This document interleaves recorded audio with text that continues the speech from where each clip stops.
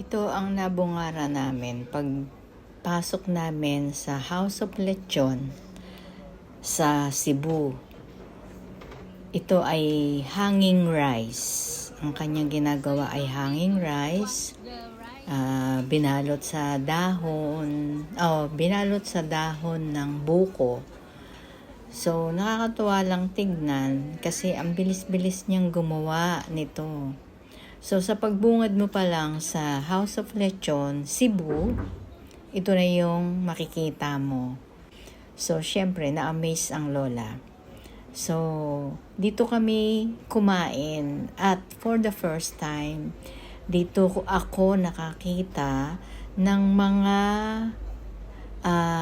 waiter na sobrang ang gigiliw nila na siguro yung bungad pa lang sa iyo ng mga taong ito ay sobrang hindi lang sa sarap ng pagkain hahanga ka rin sa kanilang hospitality.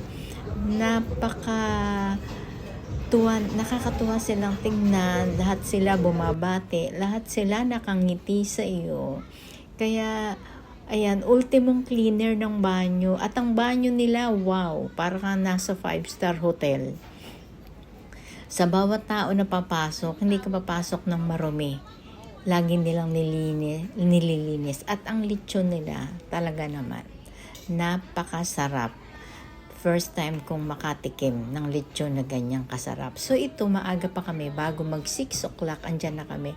So kita nyo kami lang yung nandyan, hindi pa masyadong puno. Hindi ko lang napicturan nung kami ay lumabas na kung gaano nakahaba ang pila nito sa labas. Doon sa waiting area nila, sobrang haba ng pila. Sa dami ng upuan na nasa waiting area, lumagpas pa doon, marami pang nakatayo.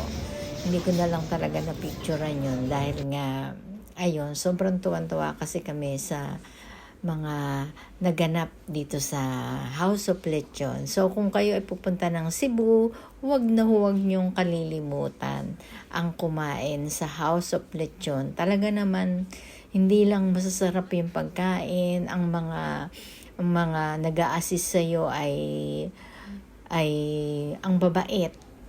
Ang babait nila at masayahin sila. Kaya sobrang gaganahan ka hindi lang sa sarap ng pagkain, kundi sa sarap ng pakikitungo na ibibigay sa iyo ng mga nag-a-assist dito sa restaurant na to.